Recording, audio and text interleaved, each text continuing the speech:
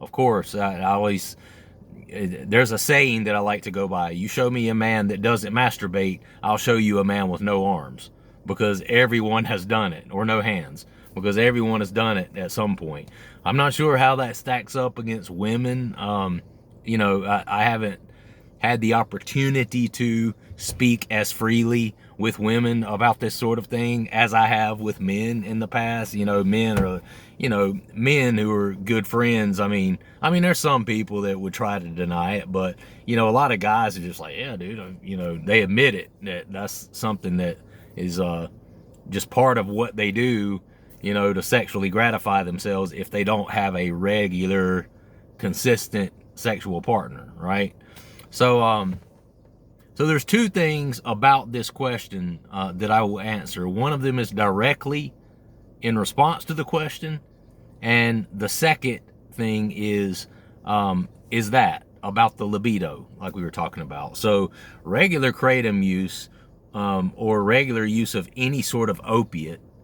Let's don't split hairs here. A lot of people say, oh, you know, as soon as I say that, somebody will jump on, kratom's not an opiate, man. It's botanical, something completely different. I get so tired of people like splitting hairs and like mincing your words on here. I understand that kratom is not classified as an opiate, but kratom absolutely has similar effects to what many opiates do, right? So with that, for the sake of this argument, for this video, we're going to say that it's an opiate-like substance, because it is, right?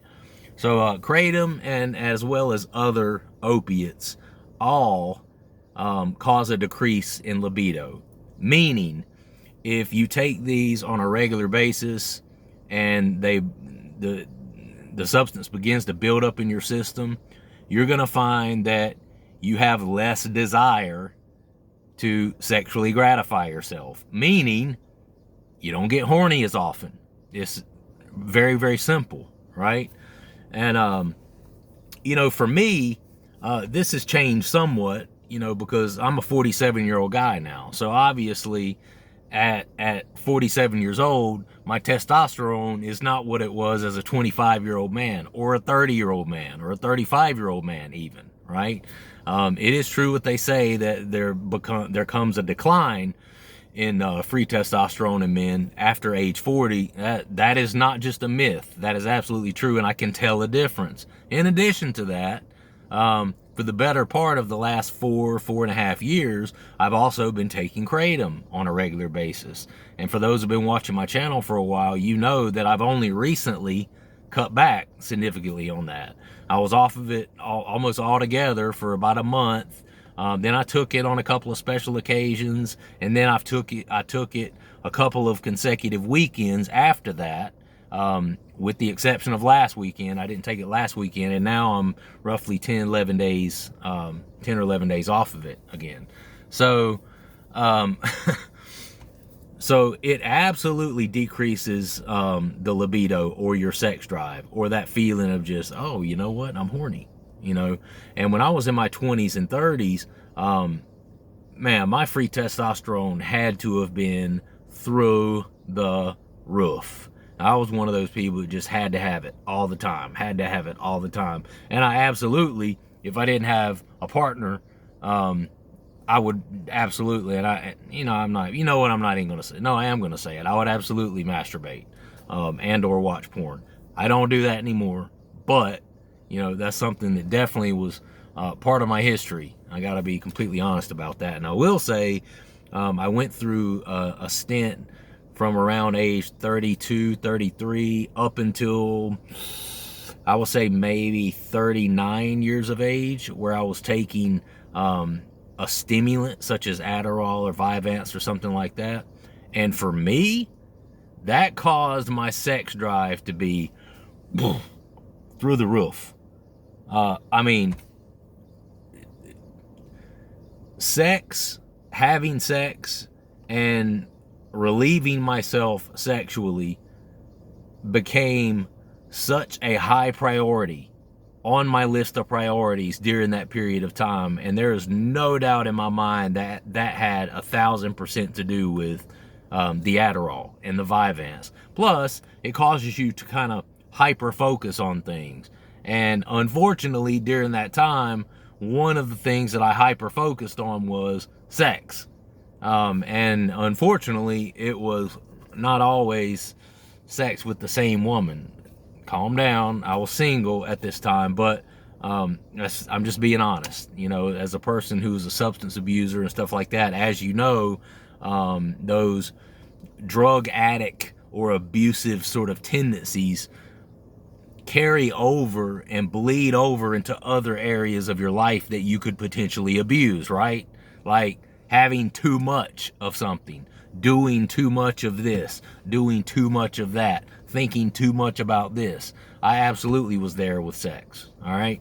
And I will say, when I took Percocet and Vicodins back in the day, that taking those on a regular basis was absolutely the worst. I was in my late 20s, early 30s when I was battling that addiction.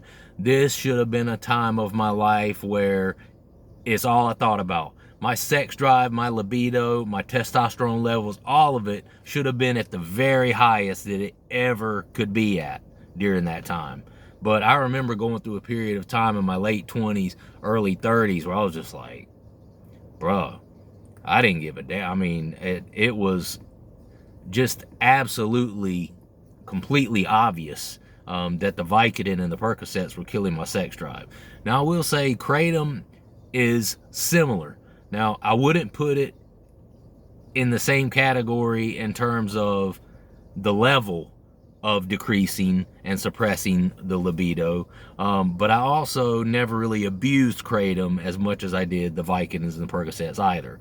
So it's kind of hard for me to really speak on that, but Kratom absolutely, if taken on a regular basis daily, can decrease the libido. Now, I don't think that it's necessarily a huge issue if you're not taking it that often. And this guy wants to know, hey, if it's used that way, how can I use it that way? You know, this guy's he's trying to go all night long in bed. You know, I get it, dude. You know, sometimes there's some hypersensitivity going on, especially at certain ages, and you get a little bit too excited, or for someone new, or just whatever. You know, sometimes you're kind of like, you know, now I've been there. You know, you got to stop stroking for a few minutes so you don't push yourself over the edge, right? And a lot of times if you're not in control and she doesn't know when to stop, you're done, man. It's a wrap. You know, give me a few minutes, all right? We'll pick it up again where we left off. But I can't believe I'm talking about this. Oh my God. Oh, I'm a married man, okay? And luckily, my wife knows me. She knows who I am, who I was. So I'm not going to be telling her anything that she doesn't know. She knows everything about me. But it's just weird to be talking about this stuff because I'm 100% completely committed to my wife. So to be talking about sex or insinuating sex with someone else is just something I feel really awkward about. So I'm going to kind of, you know, dance around that any way that I can here. But so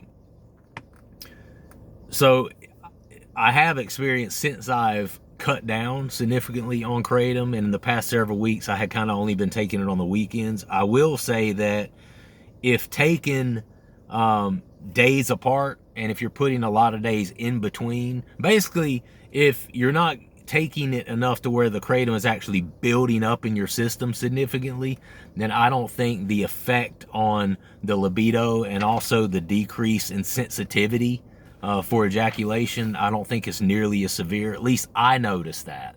And that seemed like that it had to do with, you know, I'm not taking it that much. I was only taking it a couple of days a week, like on the weekend sort of thing, and I didn't notice as bad the having trouble ejaculating. But so my answer to at Seek Understanding on that is yes, but I think that also depends on whether you're a regular, consistent user of it.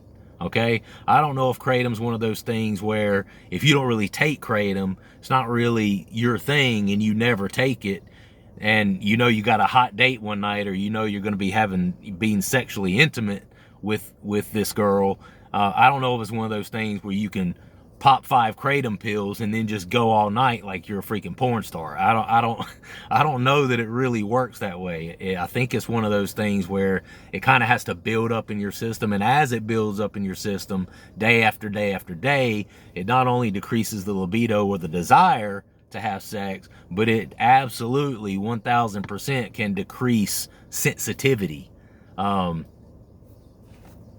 down there, right? And I've absolutely experienced that. And there have absolutely been times while under the use of Kratom where I'm just going to be completely transparent here. There's no other way around it. There literally have just been, not often, but in spite of not having had sex in a week, 2 weeks, 3 weeks, whatever it was, there have absolutely been at least a handful of times where I've had to say, this ain't gonna work. I'm not gonna be able to finish. You know, I've never had much of a trouble with an erection with Kratom. I've never had a problem getting an erection, but ejaculating, I've had trouble with that. There's been a few times where I just wasn't able to do it, literally. I just had to throw in the towel and be like, you know, I mean, you know, I know you've came like 100 times, and I'm sorry, but it's just not gonna happen for me. And Kratom will absolutely affect you in that way. So I thank you for this question, man. That's a good topic and a good question to talk about, and it's absolutely true.